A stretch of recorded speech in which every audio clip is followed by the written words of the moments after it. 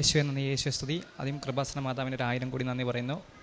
ഒരിക്കലും പ്രതീക്ഷിച്ചതല്ല ഈ ഒരു വേദിയിൽ ഇങ്ങനെ കയറി നിൽക്കാൻ എനിക്ക് സാക്ഷ്യം പറയാൻ പറ്റുമെന്ന്. ഞാൻ എൻ്റെ അമ്മയ്ക്ക് വേണ്ടിയാണ് ഞാൻ സാക്ഷ്യം പറയുന്നത്. എൻ്റെ പേര് ആൽബിന. ഇതെൻ്റെ അമ്മ സിമിലി അവിര. ഞങ്ങൾ പാലാരൂപതയിലെ രാമപുരം ഇടവകയിൽ നിന്ന് വരുന്നു. അപ്പം എൻ്റെ അമ്മയാണ് ഇവിടെ വന്ന് ഉടമ്പടി എടുത്തിരുന്നത്. 2/2/2019 അമ്മ ഇവിടെ വന്ന് ഉടമ്പടി എടുത്തത്. എൻ്റെ വീട് ഞങ്ങൾ കൂട്ടുകുടുംബത്തിൽ താമസിച്ചുകൊണ്ടിരുന്ന ആൾക്കാരായിരുന്നു. അപ്പം ഞങ്ങൾ എന്നിട്ടപ്പം വീട് മാറിപ്പോയി. വീട്ടിൽ നിന്ന് ഇറങ്ങിപ്പോന്നു എന്ന് വെച്ചാൽ ഇത്ര മക്കളുണ്ടായിരുന്നു. അപ്പം മക്കൾക്കെല്ലാവർക്കും സ്ഥലത്തിൻ്റെ വിഷയങ്ങൾ വരുമ്പോഴത്തേക്കും ഞങ്ങൾ പണ്ട് തൊട്ട് വാടക വീട്ടിലായിരുന്നു. അങ്ങനെ 18 വർഷം ഞങ്ങൾ വാടക വീട്ടിലാണ് താമസിച്ചുകൊണ്ടിരുന്നത്. അപ്പോൾ ഒരു വാടക വീട്ടിൽ നിന്ന് മറ്റൊരു വാടക വീട്ടിലോട്ട് ഇങ്ങനെ മാറി പോകേണ്ട വരുന്ന അവസ്ഥകളും ഓരോരുത്തരുടെയും വീടില്ലാതെ വരുന്ന അവസ്ഥകൾ വരുമ്പോഴത്തേക്ക് അതും ഞങ്ങൾക്ക് ഭയങ്കര ബുദ്ധിമുട്ട് പോലെയായിരുന്നു. അപ്പം ഞങ്ങൾ ഈ വാടക വീട്ടിൽ താമസിച്ചുകൊണ്ട് ഞങ്ങൾക്ക് അതിൻ്റെ ബുദ്ധിമുട്ട് ഞങ്ങൾക്ക് അറിയാം.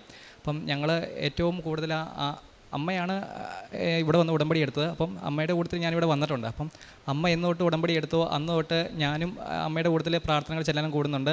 അമ്മ എന്നോട് പറയും 5:30 നമ്മൾ രാവിലെ തന്നെ പ്രത്യക്ഷീകരണ പ്രാർത്ഥന ചെല്ലണം. അമ്മ എന്നെയും പഠിപ്പിച്ചു. ഞാൻ അമ്മയുടെ കൂട്ടത്തിൽ അത് കൃത്യമായിട്ട് ചെല്ലാനും കൂടാറുണ്ടായിരുന്നു.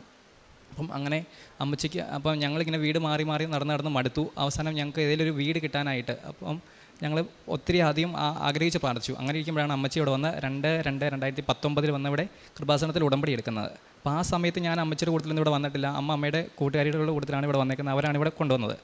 ഞാൻ ആ സമയത്ത് ഞാൻ ഡിഗ്രി കഴിഞ്ഞ് ഞാൻ ചെറിയൊരു ജോലിയായിട്ട് ഞാൻ പോയിട്ടുണ്ടായിരുന്നു. അപ്പം അത് കഴിഞ്ഞ് 2021 ഞാൻ ജോലി നിർത്തിയിട്ട് എനിക്ക് PSC പഠിക്കണമെന്നൊരു ആഗ്രഹമായിട്ട് ഞാൻ ജോലി നിർത്തി. അപ്പം അമ്മച്ചിയുടെ കൂട്ടത്തിൽ അന്ന് 2021 വന്നു. അന്നേരത്തേക്കും അമ്മയുടെ 3ാമത്തെ ഉടമ്പടി പുതുക്കലായിരുന്നു. ആ സമയത്ത് ഞങ്ങൾക്ക് ലൈഫിൻ്റെ ഒരു വീട് അതിൻ്റെ സാങ്ഷനായിട്ട് ഞങ്ങൾക്ക് ഒരു 5 സെൻറ്റ് സ്ഥലവും ഒരു വീടും ലഭിച്ചു. അപ്പം ഞങ്ങളങ്ങനെ ലഭിച്ചു. അപ്പോൾ ഞാൻ വളരെ സന്തോഷത്തിലായിരുന്നു. ഇവിടെ വന്നു. അപ്പം ഞാൻ അമ്മയുടെ കൂട്ടത്തിൽ വന്നു. അവിടെ വന്ന് പ്രാർത്ഥിച്ചു, നന്ദി പറഞ്ഞു. എന്നിട്ടും ഞങ്ങൾക്ക് സാക്ഷ്യം പറയാനായിട്ട് പറ്റിയിട്ടില്ലായിരുന്നു. അപ്പോൾ അത് കഴിഞ്ഞിട്ട് ഞങ്ങളുടെ വീടിന് തൊട്ട് ഫ്രണ്ട് വശമില്ല, ഒട്ടും ഫ്രണ്ടില്ല. അപ്പോൾ ആ ഫ്രണ്ടില്ലാത്തത് കൊണ്ട് ഞങ്ങൾക്ക് ഭയങ്കര ബുദ്ധിമുട്ടാണ്. അപ്പം അവിടെ ആദ്യമേ ഞങ്ങൾക്ക് കുറച്ച് സ്ഥലം കൂടെ കിട്ടണമെങ്കിൽ ഞങ്ങൾക്ക് വീടിന് ഒരു മിറ്റം ഒട്ടും ഇല്ലായിരുന്നു. നമ്മൾ അടുത്ത സ്റ്റെപ്പ് പിടിച്ചിട്ടുണ്ടെങ്കിൽ ഒരു മാടിൻ്റെ ഈണ്ടിയ. അപ്പം അതിൻ്റെ തൊട്ടപ്പുറത്തെ സ്ഥലം വെറുതെ കിടക്കുന്ന സ്ഥലമാണ്. അത് അവർ ഞങ്ങൾക്ക് തരാമെന്ന് ആദ്യം പറഞ്ഞിരുന്നു. പിന്നീട് അവർ പറഞ്ഞു ഇതിപ്പം തരാൻ പറ്റത്തില്ല, അത് നിങ്ങൾക്ക് തന്നാൽ ശരിയാകില്ലെന്ന് പറഞ്ഞു. അപ്പം നമ്മളിവിടുത്തെ കൃപാസനത്തിലെ നേർച്ച വസ്തുക്കളായ ഉപ്പ് എടുത്ത് അവിടെ കൊണ്ട് നമ്മൾ വിതറി കഴിഞ്ഞപ്പോഴത്തേക്കും അത് കഴിഞ്ഞ് അവർ തന്നെ പറഞ്ഞു, തിരിച്ചു വന്ന് പറഞ്ഞു നിങ്ങൾക്കത് തന്നേക്കാമെന്ന് പറഞ്ഞു. അങ്ങനെ ഞങ്ങൾക്കൊരു 2.5 സെൻറ്റ് സ്ഥലം കൂടെ അതിൻ്റെ കൂട്ടത്തിൽ കിട്ടി. അപ്പം അത് കഴിഞ്ഞ് 2024 ലാസ്റ്റിൽ എൻ്റെ ജോലി നിർത്തിയിട്ട് ഞാൻ 2022 ഓഗസ്റ്റിൽ ഞാൻ PSC പഠിക്കാനായിട്ട് പോയി. അപ്പം അങ്ങനെ പഠിച്ച് എനിക്കൊരു കോൺഫിഡൻസ് കുറവായിരുന്നു. അപ്പം എനിക്കറിയത്തില്ല ഇത് കിട്ടുമോ ഇല്ലയോ എന്ന് എനിക്കറിയത്തില്ല. ഭയങ്കര ധൈര്യക്കുറവാണ്. അപ്പം ഞാൻ എപ്പോഴും ധൈര്യക്കുറവ് എടുത്തിരിക്കുമ്പോഴും അമ്മ എനിക്ക് കൃപാസനത്തിലെ ഉടമ്പടി തൈലം എടുത്തിൻ്റെ നെറ്റി പുരട്ടും. അപ്പം ഞങ്ങൾ ഞാനും അമ്മയും ഒരുമിച്ച് മിക്കപ്പോഴും എല്ലാ ദിവസവും തന്നെ പള്ളിയിൽ പോകുന്നു. ഞായറാഴ്ചകളിൽ ഞാനും അമ്മയും എപ്പോഴും പോകുന്നത്. അപ്പം അമ്മയാണെങ്കിൽ കൂടുതൽ കൊന്തകളും ചൊല്ലിയും പിന്നെ കൃപാസനത്തിൽ പത്രമൊക്കെ കൊണ്ട് കൊടുക്കാൻ പോകും. അപ്പോൾ ഇടയ്ക്ക് ഞാനും കൂടുതൽ പോകാറുണ്ട്.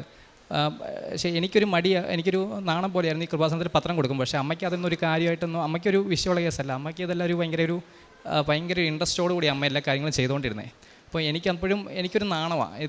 അപ്പോൾ എനിക്കും ഇവിടെ ഒന്ന് സാക്ഷ്യം പറയണമെന്ന് ഭയങ്കര ആഗ്രഹമായിരുന്നു. പക്ഷേ എനിക്ക് പേടിയാണ്. ഇവിടെ ഒന്ന് കയറി നിൽക്കാൻ ഇപ്പോൾ ഇത്ര ആൾക്കാരെ ഫേസ് ചെയ്യണമല്ലോ ഒരു പേടിയാണ്. പക്ഷേ അത് കഴിഞ്ഞപ്പം ഞാൻ ഒരിക്കലും പ്രതീക്ഷിച്ചില്ല എനിക്ക് ഇവിടെ സാക്ഷ്യം പറയാൻ പറ്റുമെന്ന്. അപ്പോൾ അമ്മയായിരുന്നു പറയേണ്ടത്. അപ്പോൾ അമ്മ പറഞ്ഞു എന്നോട് പറയുന്നുണ്ടെന്ന് ചോദിച്ചപ്പോൾ ഞാൻ പറഞ്ഞതാണ്.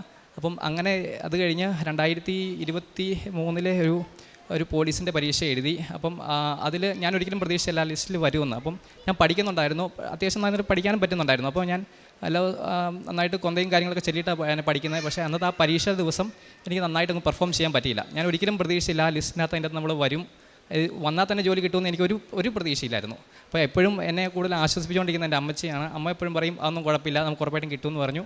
അങ്ങനെ വന്നു. ഫിസിക്കലിന് പോയി. അപ്പോൾ ഫിസിക്കലിന് പോയി കഴിയുമ്പോഴത്തേക്കും അതിന് പ്രാക്ടീസ് ചെയ്തുകൊണ്ടിരിക്കുന്ന സമയത്ത് ഓരോ സമയത്തും ഒന്നെങ്കിൽ കാലിടിക്കും, കൈയിടിക്കും, അവിടെ ഇടിക്കും, ഭയങ്കര വേദനകളാണ്. അപ്പം എപ്പോഴും വേദനയാണ്. പിന്നെ നടക്കാനും പറ്റത്തില്ല, ഭയങ്കര ക്ഷീണമോ കാര്യങ്ങളൊക്കെയാണ്. ഇങ്ങനെ വരുമ്പോഴും എപ്പോഴും ഈ കൃപാസനത്തിലെ ഉടമ്പടി തൈലം അതെടുത്ത് പുരട്ടിയിട്ട് പോയി കഴിയുമ്പോൾ ഭയങ്കര ആശ്വാസമാണ്.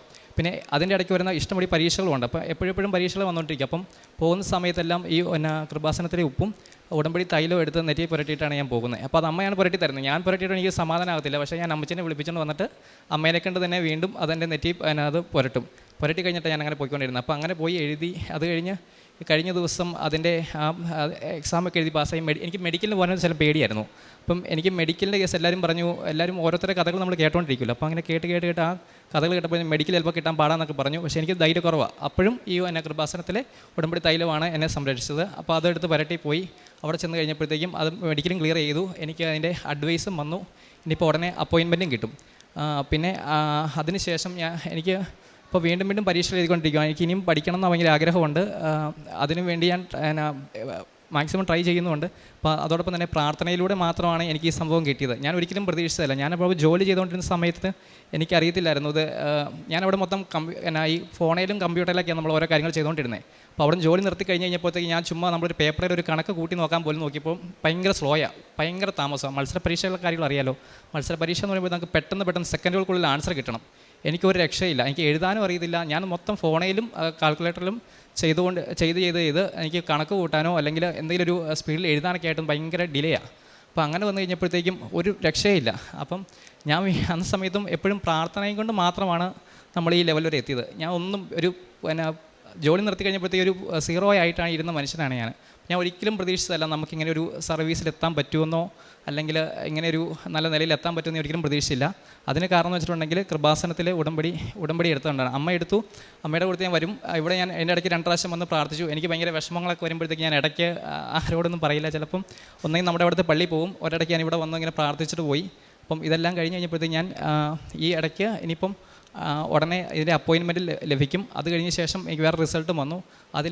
അതൊരു സ്പെഷ്യൽ എക്സാം ആയിരുന്നു. എനിക്ക് 1ാം റാങ്കിൽ ലഭിച്ചിട്ടുണ്ട്. അപ്പോൾ ഇതിനെല്ലാം കാരണം ഇവിടുത്തെ കൃപാസന മാതാവിൻ്റെ അനുഗ്രഹവും പിന്നെ ഇതിനുവേണ്ടി അമ്മച്ചി എടുത്ത എഫേർട്ടുകളാണ്. അപ്പോൾ അമ്മച്ചിയാണെങ്കിൽ എല്ലാ കൃപാസനത്തിലെ പത്രമൊക്കെ ആണെങ്കിലും ആശുപത്രികളിലൊക്കെ കൊണ്ടുപോയി കൊടുക്കുകയും ചെയ്യും. നമ്മുടെ അടുത്തുള്ള രോഗികളായ ആൾക്കാരെ സന്ദർശിക്കുകയും അവർക്ക് ഓരോ അസുഖമൊക്കെ ആണെങ്കിൽ എന്നോടും പറയും അവർക്ക് വേണ്ടി ഇങ്ങനെ പ്രാർത്ഥിക്കണം.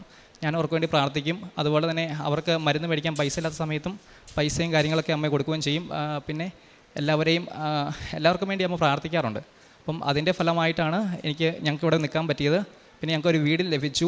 അപ്പം ഇനിയും അനുഗ്രഹങ്ങൾ വീണ്ടും ഇവിടെ വന്ന് പ്രാർത്ഥിക്കുന്നവർക്ക് എല്ലാവർക്കും ലഭിക്കുമെന്ന് ഞാൻ ഉറപ്പായിട്ടും വിശ്വസിക്കുന്നു. നമ്മൾ ദൈവത്തിന് വേണ്ടി കുറച്ചെങ്കിലും സമയം ചിലവഴിച്ചിട്ടുണ്ടെങ്കിൽ ദൈവവും നമുക്ക് വേണ്ടി സമയം ചിലവഴിക്കുന്നു 100% ഉറപ്പാണ്. നമ്മൾ ആത്മാർത്ഥതയോടെ പ്രാർത്ഥിക്കുകയാണെങ്കിൽ, നമ്മൾ ആത്മാർത്ഥതയോടെ ദൈവത്തോടൊരു കാര്യം പറയുക, എന്നിട്ട് ദൈവത്തോട് പറയുന്ന ആ കാര്യത്തിന് നമ്മൾ വില കൊടുത്ത് പ്രാർത്ഥിച്ചിട്ടുണ്ടെങ്കിൽ ഉറപ്പായിട്ടും നമുക്ക് അതിൻ്റെ ഒരു അനുഗ്രഹം നമുക്ക് ഉറപ്പായിട്ടും ലഭിക്കും.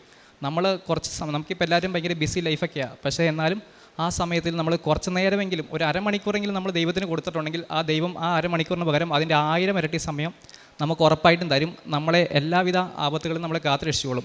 ഓരോ ഫിസിക്കലിൻ്റെ സമയത്ത് എൻ്റെ നടുവിനൊരു വല്ലാത്ത നടുവ് പിടിച്ചിട്ട് ഞാൻ 1 മാസത്തോളം തിരുമ്മിച്ചുകൊണ്ടിരിക്കുമായിരുന്നു. എന്നിട്ട് അത് കഴിഞ്ഞിട്ടാണ് എനിക്ക് ഫിസിക്കൽ വരുന്നത്. അപ്പോൾ ആ ഫിസിക്കലിൻ്റെ സമയത്ത് ഞാൻ ഭയങ്കര തളർന്നിരിക്കുകയാണ്. ഞാൻ ആഗ്രഹിച്ച ഒരു പരീക്ഷയുടെ ഫിസിക്കലിന് വേണ്ടിയിട്ടാണ് അതിന് വേണ്ടി നോക്കിയിരുന്നത്. പക്ഷേ അതെനിക്ക് കിട്ടിയില്ല. അപ്പം ദൈവത്തിന് നമ്മൾ ഒരെണ്ണം കിട്ടിയില്ലെങ്കിലും ദൈവത്തിനൊരു പ്ലാനുണ്ട്. പക്ഷേ ആ പ്ലാൻ അത് നമ്മൾക്കറിയത്തില്ല. നമ്മൾ ഈശോയും ഈ മാതാവിനോട് നമ്മൾ ചോദിക്കുക. അപ്പം നമ്മൾ വീണ്ടും പ്രാർത്ഥിച്ചുകൊണ്ടിരിക്കുക. അപ്പോൾ ആ സമയത്ത് എനിക്ക് എഴുന്നേറ്റ് നടക്കാൻ പോലും പറ്റത്തില്ലായിരുന്നു. അപ്പോൾ ഞാൻ കുറച്ച് നേരമൊക്കെ ആദ്യമേ കുറേ സങ്കടമൊക്കെ വന്നു. പിന്നെ അത് ഞാൻ ഓർത്തു മാതാവിനും ദൈവത്തിനൊക്കെ ഒരു പ്ലാനുണ്ട്, അത് നടക്കുകയുള്ളൂ എന്ന്. അപ്പോൾ അങ്ങനെ എത്രയും പെട്ടെന്ന് നടക്കാനൊക്കെ സാധിച്ചതെന്ന് പറഞ്ഞാൽ കൃപാസനത്തിലെ ഈ തൈലമാണ്. തൈലം വെച്ച് കഴിയുമ്പോഴത്തേക്കും നമുക്കൊരു ധൈര്യം എനിക്കെന്നാണെങ്കിലും ഉപയോഗിച്ച് കഴിഞ്ഞാൽ പിന്നെ ഭയങ്കര ധൈര്യമാണ്. അത് തന്നെയാണ് അമ്മച്ചി എൻ്റെ വല്യമ്മയ്ക്കും വീട്ടിൽ ആർക്കെങ്കിലും എന്തെങ്കിലും ഒരു അസുഖമോ കാര്യങ്ങളോ എന്തെങ്കിലും ഉണ്ടെങ്കിൽ കൃപാസനത്തിലെ ഉപ്പും ആ ഉടമ്പടി തൈലവും ഉപയോഗിച്ചിട്ടാണ് ഞങ്ങൾ ഇത്രത്തോളം സകലവിധ രോഗപീഠകളിൽ നിന്ന് ഞങ്ങൾ അതിനെല്ലാം ധൈര്യമായിട്ട് നേരിട്ടത്. അപ്പം ഇനി ഇവിടെ വന്ന് പ്രാർത്ഥിക്കുന്ന എല്ലാവരോടും എനിക്ക് പറയാനുള്ളത്, നമ്മളത് വിശ്വാസത്തോടെ നമ്മളത് സ്വീകരിക്കുവാണെങ്കിൽ, നമ്മൾ ദൈവത്തിന് വേണ്ടി കുറച്ച് സമയമെങ്കിലും നമ്മുടെ മനസ്സറിഞ്ഞ് നമ്മൾ ചിലവഴിക്കുകയാണെങ്കിൽ, മാതാവിനും നമ്മൾ ലോകത്തിന് വേണ്ടി പ്രാർത്ഥിക്കുവാണെങ്കിൽ ഉറപ്പായിട്ടും നമുക്ക് ഒത്തിരി അനുഗ്രഹങ്ങൾ ലഭിക്കും. പിന്നെ അതോടൊപ്പം നമ്മളെക്കൊണ്ട് ചെയ്യാൻ പറ്റുന്ന നിരവധിയായ ചെറിയ കാര്യങ്ങളൊക്കെ മതി. നമുക്ക് ചെറിയ കാര്യങ്ങൾ ഓരോരുത്തർക്ക് സഹായം ചെയ്തു കൊടുത്താൽ തന്നെ നമുക്ക് ദൈവം വലിയ കാര്യങ്ങൾ നമുക്ക് ചെയ്തു തരും. നമ്മളെക്കൊണ്ട് ചെയ്യാൻ പറ്റുന്ന ചെറിയ കാര്യങ്ങൾ നമ്മൾ ഓരോരുത്തർക്കും ചെയ്തു കൊടുക്കുക. എല്ലാവർക്കും വേണ്ടി പ്രാർത്ഥിക്കുകയാണെങ്കിൽ ഉറപ്പായിട്ടും ദൈവം നമ്മുടെ പ്രാർത്ഥന കേട്ടും. ഞാൻ ഒരിക്കലും പ്രതീക്ഷിച്ചതല്ല ഇവിടെ വന്നിങ്ങനെ സാക്ഷ്യം പറയാൻ പറ്റുമെന്ന്. ഇവിടെ വന്ന് സാക്ഷ്യം പറയാൻ അനുഗ്രഹം നൽകിയ മാതാവിനും തിരുക്കുമാരനും 1000 കോടി നന്ദി പറയും. എൻ്റെ പേര് സിമിലി. ഞാൻ എൻ്റെ അമ്മച്ചിയാണെങ്കിൽ ഒരു സ്ട്രോക്ക് വന്ന് തളർന്നു പോയതായിരുന്നു. അപ്പോൾ അമ്മച്ചി ഇവിടെ ഇല്ലാത്തതുകൊണ്ട് അമ്മച്ചീനെ കൂട്ടിക്കൊണ്ട് വന്നെങ്കിലേ പറയാൻ പറ്റുള്ളൂ എന്ന് പറഞ്ഞു. പക്ഷേ ഞാൻ ഉടമ്പടി തൈലം തേച്ച അമ്മച്ചിക്ക് വേണ്ടി പ്രാർത്ഥിച്ചു. എൻ്റെ അമ്മച്ചിക്ക് സ്ട്രോക്കൊക്കെ മാറി, നടക്കുന്ന നേരെയൊന്നും അല്ലായിരുന്നു, ചെരിഞ്ഞൊക്കെ ഓർമ്മയും പോയായിരുന്നു. പക്ഷേ എൻ്റെ അമ്മയ്ക്ക് ഇപ്പോൾ ഒരു കുഴപ്പമില്ല, വീട്ടിലെ പണികളൊക്കെ അത്യാവശ്യം ചെയ്യും. ഞാൻ പ്രാർത്ഥിച്ചത് എൻ്റെ അമ്മ അമ്മയുടെ കാര്യം മാത്രം നോക്കിയാൽ മതി എന്നായിരുന്നു ഞാൻ പ്രാർത്ഥിച്ചത്. പക്ഷേ എൻ്റെ അമ്മ ഇപ്പോൾ വീട്ടിലെ ചെറിയ ചെറിയ പണികളെല്ലാം ചെയ്ത് നല്ല രീതിയിൽ തന്നെ പോകും. ഇച്ചിരി ശകലം ഓർമ്മക്കുറവുണ്ട്. അപ്പോൾ ഒരു കറിക്കൊക്കെ എന്തെങ്കിലും എടുക്കണമെങ്കിൽ അമ്മ ഓർക്കും, ആദ്യം അമ്മ ആലോചിക്കുക എന്താ വേണ്ട, മുളക്, തേങ്ങ, അങ്ങനെ ഓരോന്ന് ആലോചിച്ചാണെങ്കിലും അമ്മയ്ക്ക് ചെയ്യാൻ സാധിക്കുന്നുണ്ട്. എൻ്റെ അമ്മയ്ക്കും ഞാൻ നേർച്ച വസ്തുക്കൾ കൊടുത്തിട്ടാണ് ഇങ്ങനെ സംഭവിച്ചത്. മരുന്ന് കൊടുത്തു എങ്കിൽ പോലും നേരെ വഴിക്കൂടെ ഒന്നും പോലെ ഇതിൽ നിന്ന് വട്ടവും നീളമൊക്കെയാണ് നടന്നുകൊണ്ടിരുന്നത്. പക്ഷേ എൻ്റെ അമ്മയ്ക്ക് നല്ല രീതിയിൽ ഇപ്പം അത്യാവശ്യം ഓർമ്മയുണ്ട്, നടക്കാനും പറ്റും, വീട്ടിലെ പണിയും ചെയ്യാൻ പറ്റും, അമ്മയുടെ കാര്യങ്ങളും ചെയ്യാൻ പറ്റും. പിന്നെ എൻ്റെ വല്യമ്മയ്ക്കും അതുപോലെ തന്നെയായിരുന്നു. 4 ദിവസം മെഡിക്കൽ കോളേജിൽ മിണ്ടാതെ കിടന്ന് എൻ്റെ അമ്മച്ചി പേരമ്മയാണ്. ഞാനിവിടുന്ന് അവിടെ അമ്മേനെ കാണാൻ പോയപ്പം ഓപ്പറേഷത്തിൻ്റെ തലേദിവസം ഞാൻ കൊണ്ടുപോയി ഉടമ്പടി തൈലം കുരിശ് വരച്ച് പ്രാർത്ഥിച്ചു. ഓപ്പറേഷൻ കഴിഞ്ഞു. ആ അമ്മയെ ഏറ്റു നടക്കാൻ തുടങ്ങി. ഏറ്റു നടക്കുമെന്നൊന്നും ആരും പ്രതീക്ഷിച്ചല്ല, മരിച്ചു എന്നും പറഞ്ഞ് എല്ലാവരും കാത്തിരുന്നതാണ്. പക്ഷേ ആ അമ്മയ്ക്കും അവരും നല്ല സുഖമായിട്ട് ഇപ്പം അത്യാവശ്യ കാര്യങ്ങളൊക്കെ ചെയ്ത് നടക്കുന്നു. പരിശുദ്ധ അമ്മ ഞങ്ങൾക്ക് ചെയ്ത വലിയ അനുഗ്രഹങ്ങൾക്കും കൃപകൾക്കും ഞാൻ 1000 നന്ദി പറയുന്നു. നന്ദി പറഞ്ഞാലൊന്നും തീരുന്ന അനുഗ്രഹമല്ല ഞങ്ങൾക്ക് തന്നത്, ഒരുപാട് അനുഗ്രഹങ്ങൾ തന്നു. പിള്ളേരാണേലും നല്ല രീതിയിൽ പ്രാർത്ഥിക്കാനും എൻ്റെ കൂടെ എപ്പോഴും പ്രാർത്ഥിക്കാനും എൻ്റെ 2 മക്കളാണ് എനിക്ക്. അവർ 2 പേരും കൂടും. ഭർത്താവ് സ്ഥലത്ത് തടിക്കച്ചവടമാണ്. അപ്പോൾ പോയി കഴിഞ്ഞാലും 7 മണിയാകുമ്പോഴത്തേനും ഈ മോനൊക്കെ പായിട്ട് കുരിശ് വരയ്ക്കാൻ തുടങ്ങും. ആര് വന്നാലും വന്നില്ലെങ്കിലും ഇവർ പ്രാർത്ഥന തുടങ്ങും. അപ്പോൾ തന്നെ എല്ലാവരും ഓടി വന്നോളൂ. അതുപോലെ പ്രാർത്ഥിക്കുന്ന 2 നല്ല മക്കളെയും ദൈവം തന്ന് എന്നെ അനുഗ്രഹിച്ചു. ഈ ഉടമ്പടിയുടെ എനിക്ക് തന്ന എല്ലാ അനുഗ്രഹങ്ങൾക്കും. ഞങ്ങൾ വീടില്ലാതെ കഷ്ടപ്പെട്ടതെന്ന് പറഞ്ഞാൽ ഒരുപാട് കഷ്ടപ്പെട്ടു. ലൈഫ് മിഷൻ വഴിയാണ് വീട് കിട്ടിയത്. അപ്പോൾ ഞാൻ ഈ ഉടമ്പടി നേർച്ച വസ്തുക്കൾ എല്ലാവർക്കും നെറ്റിയിൽ കുരിശ് വരച്ച് കൊടുക്കുകയും ഉപ്പ് കൊടുക്കുകയും തേൻ കൊടുക്കുകയും ചെയ്യും. ഞാനത് എപ്പോഴും സ്റ്റോക്ക് ചെയ്ത് വയ്ക്കും. പിന്നെ ഞാൻ കൂടുതൽ വാങ്ങിക്കൊണ്ട് പോകും. ആരെങ്കിലും എന്നോടൊരു ലോക്കറ്റോ ഉപ്പോ തൈലോ എന്തെങ്കിലും ചോദിച്ചാൽ ഞാൻ മറ്റുള്ളവർക്കും കൂടി അത് വാങ്ങിക്കൊണ്ട് കൊടുക്കും. അപ്പോൾ ഇന്ന് ഞാൻ ഉടമ്പടി പുതുക്കി. എൻ്റെ 9ാമത്തെ ഉടമ്പടി പുതുക്കിയപ്പോഴാണ് ഇവന് ജോലി കിട്ടിയത്. അപ്പോൾ മറ്റുള്ളവർക്കും കൊടുക്കാൻ എനിക്ക് സാധിക്കുന്നുണ്ട്. ദൈവം അത്യാവശ്യം അയൽവക്കക്കാർക്കാണെങ്കിലും എന്തെങ്കിലും ഒരു സഹായം ചെയ്യാനാണെങ്കിൽ സാമ്പത്തികമായിട്ടോ ഭക്ഷണമായിട്ടോ എന്തെങ്കിലും ചെയ്യാൻ പറ്റുമെങ്കിൽ അതൊക്കെ ഞങ്ങൾ ചെയ്യാറുണ്ട്. എന്നെ കഴിയുന്ന സഹായങ്ങളൊക്കെ ഞങ്ങൾ ചെയ്യാറുണ്ട്. അമ്മ തന്ന ഈ വലിയ അനുഗ്രഹങ്ങൾക്കും കൃപകൾക്കും ഞാൻ നന്ദി പറയുന്നു. യേശുവേ നന്ദി, ഈശോയെ സ്തുതി. 2 സാമുവേൽ 22:7 കഷ്ടതയിൽ ഞാൻ കർത്താവിനെ വിളിച്ചപേക്ഷിച്ചു, എൻ്റെ ദൈവത്തോട് ഞാൻ നിലവിളിച്ചു. അവിടുന്ന് തൻ്റെ ആലയത്തിൽ നിന്ന് എൻ്റെ അപേക്ഷ കേട്ടു. എൻ്റെ നിലവിളി അവിടുത്തെ കാതുകളിലെത്തി. സിമിലി അവിര എന്ന ഈ അമ്മയും മകനും വലിയ സന്തോഷത്തോടു കൂടി പരിശുദ്ധ കൃപാസന മാതാവിൻ്റെ തിരുനടയിൽ കുടുംബത്തിന് ലഭിക്കുന്ന വലിയ അനുഗ്രഹങ്ങളെ നന്ദിയോടുകൂടി സമർപ്പിക്കുകയാണ്. 18 വർഷത്തോളം വാടക വീടുകളിൽ മാറി കഴിഞ്ഞ ഏറെ ക്ലേശം അനുഭവിച്ചൊരു കുടുംബം അമ്മ മാതാവിൻ്റെ തിരുനടയിൽ ഉടമ്പടിയിൽ ഏറ്റവും പ്രധാന നിയോഗമായി സമർപ്പിച്ചത് സ്വന്തമായി ഒരു വാസസ്ഥലത്തിന് വേണ്ടിയാണ്.